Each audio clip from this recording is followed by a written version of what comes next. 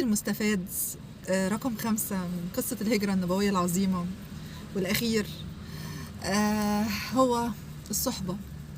سيدنا النبي عليه أفضل الصلاة والسلام لما فكر في الخطة وعمل خطة مدروسة فكر في أصحابه. مين يا ترى الأصحاب اللي يبقوا معاه؟ اختار سيدنا أبو بكر الصديق واختار سيدنا علي بن أبي طالب، الأصحاب اللي لما يبقى حد فيهم خايف التاني يطبطب ويطمن، زي ما حصل في الموقف بتاع سيدنا أبو بكر الصديق لما كان خايف وسيدنا النبي طمنه وقال له لا تحزن.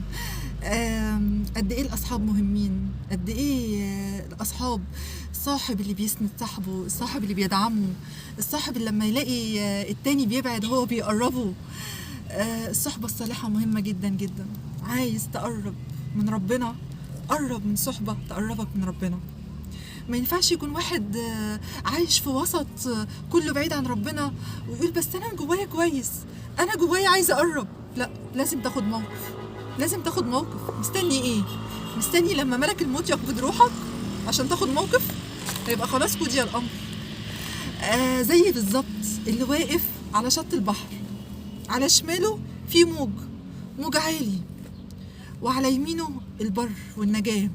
لو فضل واقف مكانه على الشط الموج هيسحبه وهيروح للهوية، لكن لو خد خطوة هيطلع للبر والنجاة وخلاص الحمد لله عدى.